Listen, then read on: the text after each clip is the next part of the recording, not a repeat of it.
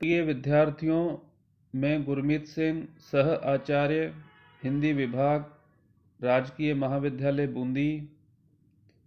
आज के मेरे ई व्याख्यान का विषय बीए प्रथम वर्ष हिंदी साहित्य प्रथम प्रश्न पत्र के अंतर्गत पाठ्य पुस्तक भक्ति काव्य में संकलित प्रथम कवि चंद बरदाई से संबंधित है।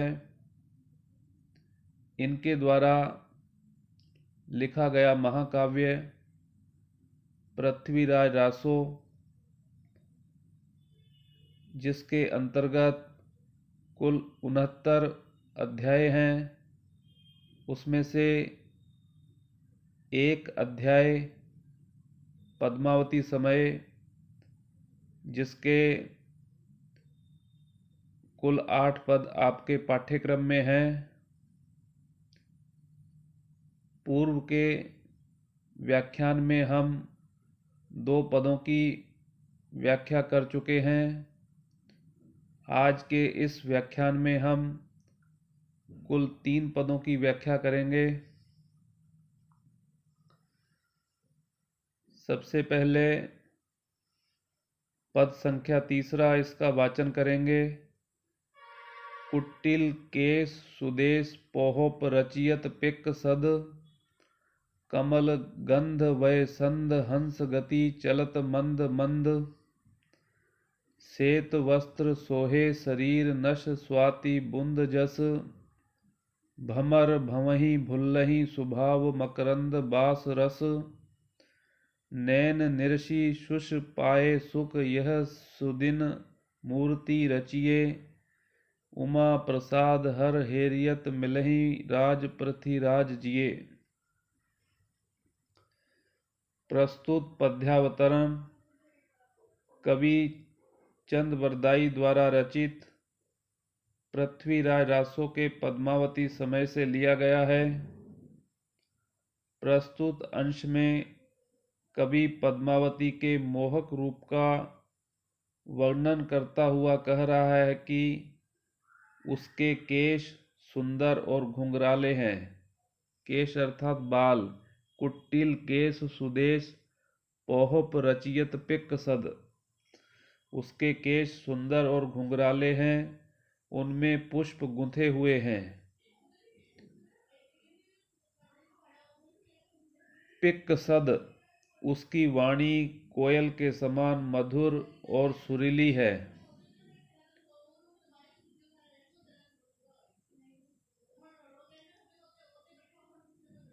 प्राचीन काल में केशों में मोती गूंथकर श्रृंगार करने की प्रथा थी। पद्मावती कमल गंधा है, अर्थात उसके शरीर में से कमल की सुगंधी आती रहती है। उसकी अवस्था वय संधि की है, अर्थात अभी उसकी बाल्यावस्था पूर्ण रूप से समाप्त नहीं हो पाई है। कमल गंध वय संध हंस गति चलत मंद मंद, उसके शरीर में यौवन के लक्षण प्रस्फुटित होने प्रारंभ हो गए हैं। वह हंस के समान मंद मंथर गति से चलती है। श्वेत वस्त्र सोहे शरीर नश स्वाति बुंद जस, उसके शरीर पर श्वेत वस्त्र शोभित हैं, सुशोभित हो रहे हैं, और उसके नख अर्थात नाखून मोती की सी उज्ज्वल कांति वाले एवं सुडोल हैं। नश स्वाति बुंद जस, भमर भमहि भुल्लहि सुभाव मकरंद वास रस, भ्रमर उसके शरीर से आने वाली मकरंद की सुगंधि से अनुरक्त हो अपने चंचल स्वभाव को भूल उसका रसपान करने के लिए रात दिन उसके चारों ओर चक्कर काटते रहते हैं। भंवर भंवहि भुल्लहि सुभाव मकरंद वास रस। कवि कह रहा है कि पद्मावती के इस अलौकिक सौंदर्य को देखकर नैन निरखी शुष पाए सुख यह सुदिन मूर्ति रचिए। इस अलौकिक सौंदर्य को देखकर उस तोते को अमित सुख प्राप्त हुआ। इस अलौकिकता को देखकर उसने मन में सोचा कि विधाता ने किसी शुभ घड़ी में पद्मावती की इस मनोहर मूर्ति को रचा होगा। यह सुदिन मूर्ति रचिए। उमा प्रसाद हर हेरियत मिलहि राज पृथ्वीराज जिए। यह सोचकर वह मन में पार्वती की स्तुति कर उमा प्रसाद हर हेरियत, हर शिव को कहते हैं, उमा पार्वती को कहते हैं। यह सोचकर वह मन में पार्वती की स्तुति कर शिव की ओर इस आशा से देखने लगा कि यह शंकर भगवान कृपा करें तो मेरी यह कामना है कि इसे राजा पृथ्वीराज पति रूप में प्राप्त हों। अर्थात वह तोता कामना करता है कि राजकुमारी पद्मावती का जैसा सौंदर्य है उस सौंदर्य के अनुकूल इनको वर मिलना चाहिए और वह वर पृथ्वीराज चौहान हो सकता है, ऐसी मेरी कामना है। उसके बाद एक दोहा आता है, उसका हम वाचन करेंगे। उच्चरिय कीर सुनी बयन हिंदवान दिल्ली गढ़ अयन। तहाँ इंद अवतार चहुआन तहाँ पृथ्वीराज सूर सुभार। प्रस्तुत दोहा कवि चंद बरदाई द्वारा रचित पृथ्वीराज रासोक काव्य में आए पद्मावती समय खंड से लिया गया है।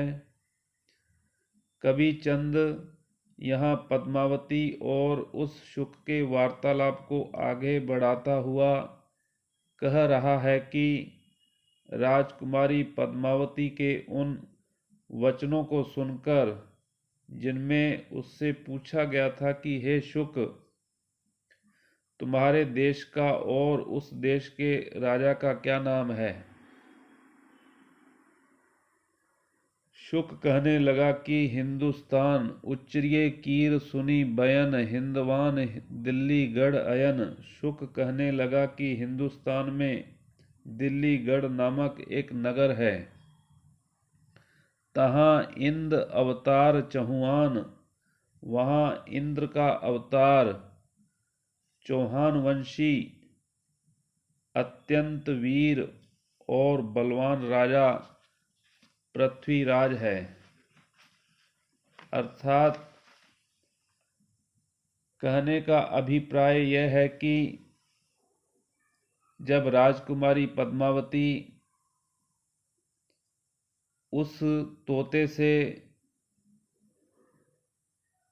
उसके राजा का उल्लेख पूछती है, उनका वार्तालाप होता है, तो वह तोता कहता है कि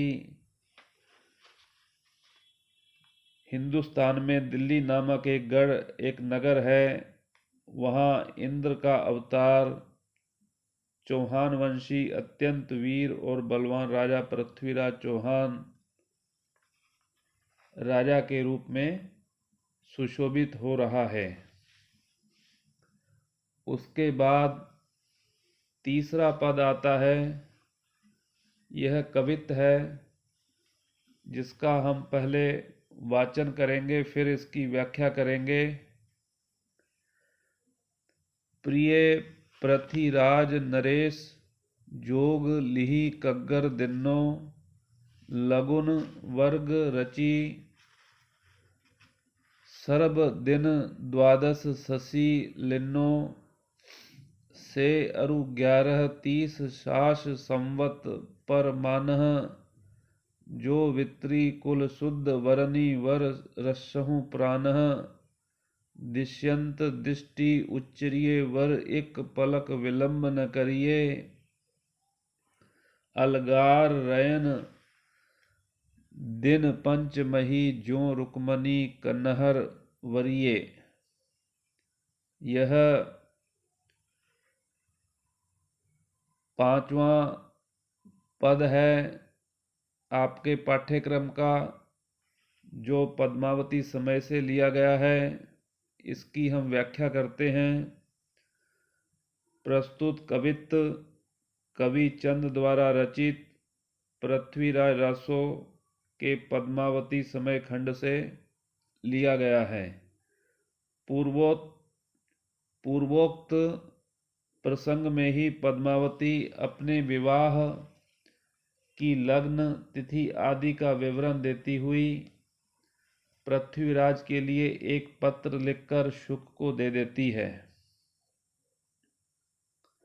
यहाँ कवि उसी का वर्णन करता हुआ कह रहा है कि पद्मावती ने अपने प्रियतम राजा पृथ्वीराज के लिए यथा योग्य लिखकर एक पत्र लिखा और शुक को दे दिया। प्रिय पृथ्वीराज नरेश जोग लिहि कग्गर दिन्नो। कग्गर कागज को कहते हैं, पत्र को कहते हैं। एक पत्र लिखा और शुक को दे दिया। लगुन वर्ग रचि सर्ब दिन द्वादश शशि लिन्नो। उसने उस पत्र में अपने विवाह की संपूर्ण लग्न कुंडली लिख दी, अर्थात यह लिखा कि उसका विवाह किस तिथि को किस लग्न में होने वाला है। से अरु 1130 शास संवत परमानह। उसने लिखा कि 1130 शक संवत के वैशाख मास के शुक्ल पक्ष की द्वादशी को उसका विवाह होना निश्चित हुआ है। जो वित्री कुल शुद्ध वरनी वर रसहु पुरानः। इसके आगे उसने लिखा है कि यदि तुम मुझे शुद्ध कुल की स्त्री समझो, अर्थात यह समझो कि मेरा कुल तुम्हारे साथ संबंध करने के काबिल है, तो तुम मेरा वरण कर मेरे प्राणों की रक्षा करो। क्योंकि शुक के द्वारा पृथ्वीराज चौहान की प्रशंसा करने पर वह राजकुमारी पद्मावती बिना देखे पृथ्वीराज को अपना हृदय समर्पित कर देती है और कामना कर देती है कि ऐसा राजा ही मेरा प्रियतम होना चाहिए, मेरा स्वामी होना चाहिए। तो वह उस समय उस तोते को एक पत्र लिखकर देती है जिसमें समस्त तिथियों का उल्लेख होता है, क्योंकि उसका विवाह पूर्व निर्धारित तिथि के अनुसार किसी अन्य के राजा के साथ होना निश्चित है। हे प्रियतम, दिश्यंत दृष्टि उच्चरिये वर एक पलक विलंब न करिए। अलगार रयन दिन पंचमही ज्यों रुक्मणी कन्हर वरिये। हे प्रियतम, तुम इस पत्र को अपनी दृष्टि से देखते ही, दिश्यंत दृष्टि उच्चरिये वर, तुम इस पत्र को अपनी दृष्टि से देखते ही तुरंत उठकर चल देना। एक पलक विलंब न करिए, एक क्षण का भी विलंब न करना।